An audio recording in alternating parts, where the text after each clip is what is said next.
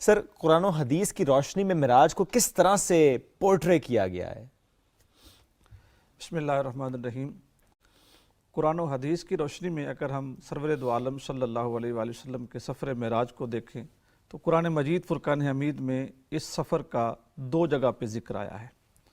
ایک سرکار کا دنیا سے آسمان کی طرف تشریف لے جانا، مسجد حرام سے مسجد اقصیٰ کی طرف جانا، یعنی یہ دو جگہوں پہ اس کا ذکر آیا ہے۔ بالکل صحیح۔ سورہ بنی اسرائیل کی ابتدا اسی کلام سے ہوئی، سبحان الذی اسریٰ بعبدہ لیلا من المسجد الحرام الی المسجد الاقصیٰ الذی بارکنا حولہ لنریہ من آیاتنا، یعنی تعارف ہی یہ کروایا جا رہا ہے کہ وہ ہے پاک ذات جو اپنے بندہ خاص کو مسجد حرام سے مسجد اقصیٰ تک کی سیر کروا رہی ہے۔ دو چیزیں اس میں بھی آ گئیں، ایک اللہ کی ذات اپنی پاکیزگی، اپنی عظمت اور اپنی رفت کا ذکر کر رہا ہے کہ میں وہ شانوں والا خدا ہوں جو اپنے بندے کو سیر کروا رہا ہوں، اور پھر سرکار کی نسبت سے جو فرمایا گیا بے عبد ہی، اقبال رحمۃ اللہ علیہ نے بھی یہ فرمایا کہ عبد چیزیں دیگر عبد ہو چیزیں دیگری، یعنی جو عبد ہی کہا گیا، ہی ضمیر کی جو اضافت کی گئی، اس کے اندر ایک بڑے لطف کی بات تھی کہ سرکار دو عالم صلی اللہ علیہ وآلہ وسلم کو مقام خاص نوازا گیا کہ اے میرے محبوب صلی اللہ علیہ وسلم، میری ساری مخلوق یا سارے بندے ہی میرے عبد ہیں، لیکن تم میرے خاص الخاص بندے ہو کہ جن کو میں اپنے قرب خاص میں بلا رہا ہوں۔ تو یہ پہلا مرحلہ ہے معراج کا، مسجد حرام سے مسجد اقصیٰ تک، جس میں سرکار دو عالم صلی اللہ علیہ وآلہ وسلم نے حضرت موسیٰ علیہ السلام کی قبر مبارک کو بھی دیکھا، سرکار دو عالم صلی اللہ علیہ وسلم نے قریش کے سفر کرتے ہوئے اونٹوں کو بھی دیکھا، پھر حضور مسجد اقصیٰ میں گئے اور امام الانبیاء ٹھہرے، وہاں پہ سرکار نے انبیاء کی امامت فرمائی اور انبیاء نے سرکار کی شان میں وہاں پہ خطبات دیے۔ اس کے بعد جو دوسرا اس کا سفر کا جو منظر بیان کیا گیا ہے وہ اللہ کے ساتھ ملاقات کا ہے۔ وہاں پر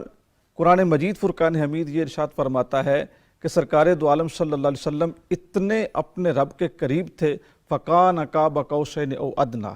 یعنی قربتوں کا یہ کمال تھا کہ اس حد تک قربت تھی کہ جتنا دو کمانوں کی جو قوسین ہوتی ہیں ان کے درمیان جو جتنی قربت ہوتی ہے، سرکار وہاں تک تشریف لے گئے۔ فَأَوْحَىٰ إِلَىٰ عَبْدِهِ مَا أَوْحَىٰ، اور وہاں پر پھر راز اور نیاز کی گفتگو ہے، راز و نیاز وہاں محبوب اور محب کے درمیان۔ اور قرآن مجید فرقان حمید نے جو یہ لفظ ارشاد فرمائے نا،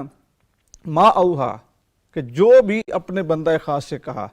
اس کے اندر بڑی لذتیں، بڑی لطافتیں اور اس کے اندر بڑا سرور ہے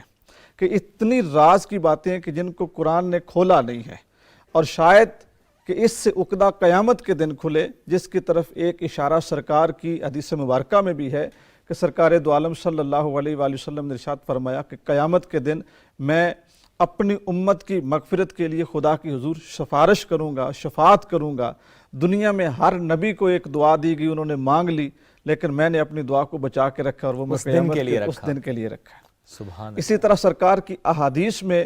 اس واقعے کو جو بیان فرمایا گیا، نبی کریم صلی اللہ علیہ وآلہ وسلم نے، حضرت امام بخاری اور حضرت امام مسلم،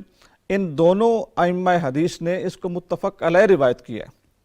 سرکار نے خود اس کا تذکرہ فرمایا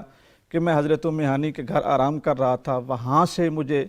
حرم شریف میں لے جایا گیا، میرا قلب اطہر نکال کے اس کو دھویا گیا، وہاں پہ 70,000 فرشتوں کی، ملائکہ کی ایک جماعت تھی جبریل امین کی قیادت میں،